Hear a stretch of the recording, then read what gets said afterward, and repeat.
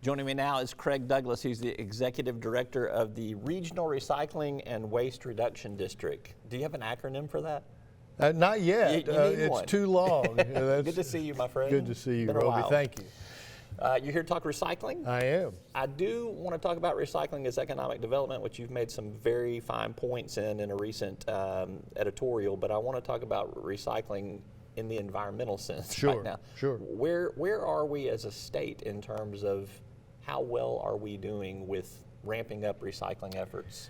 Recycling in the Arkansas law has one particular phrase, and that phrase is that the regional solid waste management districts, of which there are 19, are encouraged to have a program of recycling.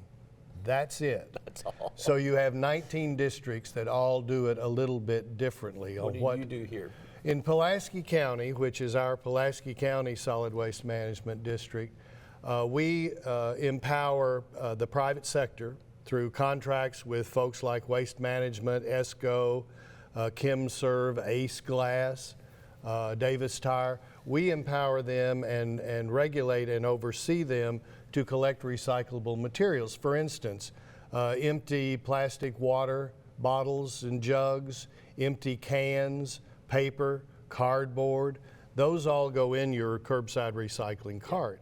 But we also collect electronics at our green stations, and we collect plastic bags which do not go in your cart. Electronics, by the way, the phone that you have, the computers that we have on our desk, is the fastest growing part of the waste stream.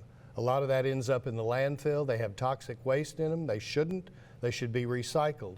We need a statewide program for that, and we don't. It seems to me, I recall there was a business that located up in Northeast Arkansas to take those electronics and It's Northwest Arkansas, and it's at Rogers. The name of the company is ESCO, and they collect and refurbish electronics, computers, phones, telephones, regular telephones and smartphones and others, and they refurbish those and resell them on the market. I'll give you a quick example.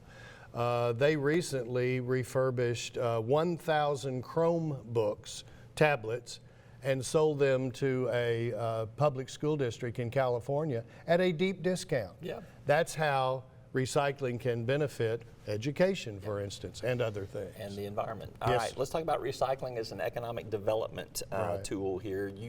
A little bit about what you wrote about the philosophy of how we should think about recycling as an economic development process.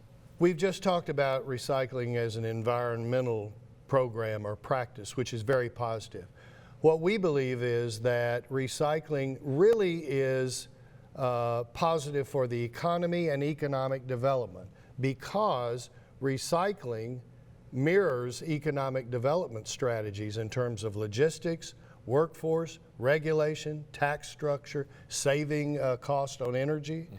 And so we believe that recycling, by providing raw materials to manufacturers, can not only reduce costs for existing manufacturers, but that can provide an infrastructure or a critical mass of raw materials in plastics and metals and rubber and glass to attract industries that use those materials in their manufacturing process. What's the result? We create private sector jobs.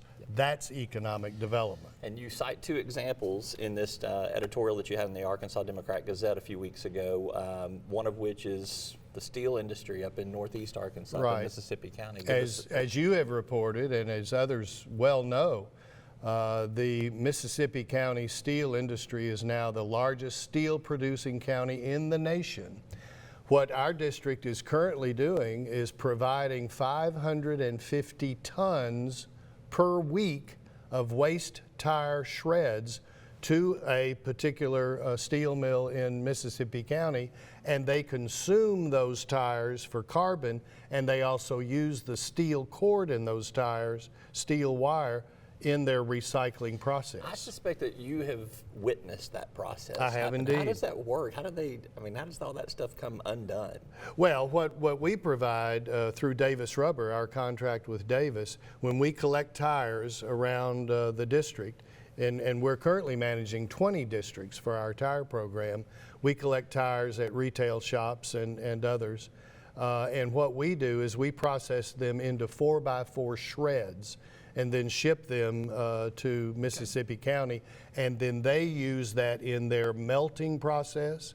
Tire rubber burns very hot, and they use it in their melting process, and they also use and recycle the steel wire. New phrase for burn rubber on that one. That's right. That's all right. Last question here. We got about 2 minutes left. You Sure. say that a state recycling policy is needed. Yes. We don't have a cohesive state recycling policy. We What really, does yeah. that need to look like? Yeah, we really don't. The first attempt at this was in 1991 when these regional solid waste management districts were formed and encouraged to do recycling. Since that time, we have had a hodgepodge of different regulations and laws. I recently, from our legal team at the district, got a 12-page memo that listed all of the various laws. Some significant, some really not very significant. But I'll give none you in conflict with each other. a lot of them are. But I'll give you a quick example. Is in 2021, Representative Carlton Wing modified one of the laws to take post-consumer polymers, which is plastic bottles, out of the waste stream definition and put it into the manufacturing definition. We need to look comprehensively at all our regulations and come up with a single state of Arkansas, environmentally friendly, economic development sensitive recycling policy. It sounds like you might have job security through at least the 2025 legislative session. Well, I'll look for that. All right. Okay. Craig Douglas, thank you so much for Thanks, being here. Roby. Appreciate you sharing this with us. Appreciate that. We're back with more right after this.